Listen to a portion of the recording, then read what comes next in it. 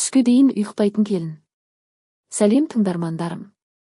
Сіздермен бірге өмір айнасы каналыма тіркеліп, қоңырау белгісін басуды ұмытпаңыздар.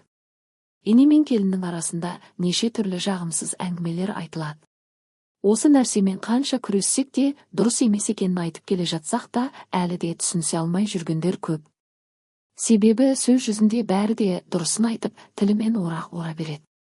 Ал іс жүзіне келгенде, өз басына түскенде бойында неше түрлі сезімдер ойнап, қарсылығы туып, әркім өзімен іне салып кетеді. Ене кішірейгісі келмейді, келін мен де адаммын деп аттандайды. Осы орайда өз енем жайлы айтып кеткім келіп тұр. Ол кісі өте сабырлы, дана адам болды. Әр сөзді айтпас бұрын ішінен 5-6 қайтара ойланып, саралап салмақтап алатын әдеті бар еді. Іске келгенде де солай. Ол кісіден үйренгенім, түйгенім көп. Әсіресе тұңғышымды босанып келгенімде өте үлкен қолдауын сезіндім. Перзентханадан келгесін жиен немересін көруге үйге әке-анам келді. Сол кезде анам енді бала тудым деп жатып алма. Тұрып енеме жәрдем бер. Үлкен кісі ғой, ауыртпалық салма. Сен жассың ғой, біртіндеп өз-өзіне келіп аласың деп ақыл айтты. Сондағысы енемнің бір өзі қонақ күтіп зыр жүгіріп жүргенін көріп, жаны ашығаны шығар. Әлде құдағи қызына ештеңе үйретпепті деп айтпасын деп қысылғаны ма? Сол сөзінен кейін орнымнан тұрып, үй тірлігін істей бастадым. Өзім ауырыңқырап жүргенмін, әрі түн баласы тыныш ұйықтамағандықтан шаршауым да бар. Сонда да анамның ұят болмасын деген ақылын тыңдап, тірлікке араластым. Бірақ енем мүлде қарсы болды. Қой айналайын, сен жоқта да біткен бұл тірлік. Бар, балаға қара. Ол ұйықтаса, сен де ұйықтап демалып ал. Таңертең де ерте тұрам деп әуре болма. Түні бойы бала емізіп шығасың, ұйқың қанғанда бірақ тұрарсың деп шырпыр болды.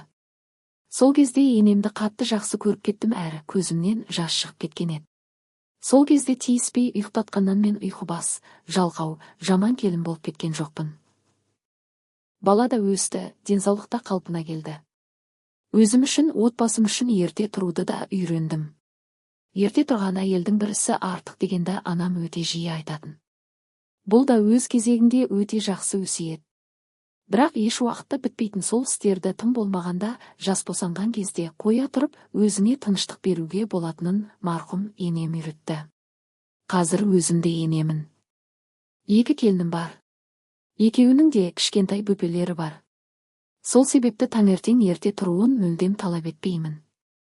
Өзімде кезінде жасана болдым, түнгі ұйқы нәрестемен қалай болатынын жақсы білемін. Түнде бірнеше рет оянып балаға қарау оңай емес. Кезінде маған енем қандай түсіністікпен қараса, қазір мен де келіндеріме солай қарауға барымды саламын. Аналық мейірім жасаймын. Бөпелері есейген соң өздері ақ ерте тұрады ғой. Сонда да қалағанынша ұйықтап, кешке дейін төсегі жиналмай, басыма шығып жатқан олар жоқ. Аллаға шүкір, түсініктері бар. Өз істеріне, үй шаруасына мығым. Ең бастысы немерелеріме жақсы қарап, денсаулығына мән беріп, баптап, сау бала өсіріп жатыр. Жолдастармен араларында береке, бірлік бар. Мені мамалап сыйлағандарына ризамын, одан артық не керек? Сен міндеттісің. Мынау сенің жұмысың деп діңкілдеп жүріп келінді таңертең ерте оятып алдыңыз делік.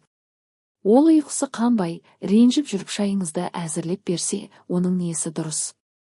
Шын ықыласымен сыйламай тұрса, бір кесе шайыңды міндетті болған соң ғана құйып берсе, сол жаман ғой.